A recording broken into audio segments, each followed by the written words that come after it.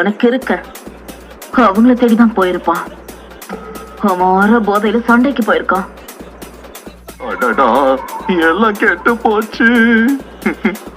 ஆமாங்காய், உனக்கு இப்ப என்ன ஆச்சு?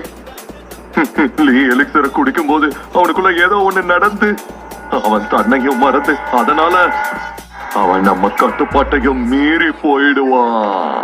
கட்டுப்பாட்டை மீறினா புரியல. VIP. 8 வருஷம்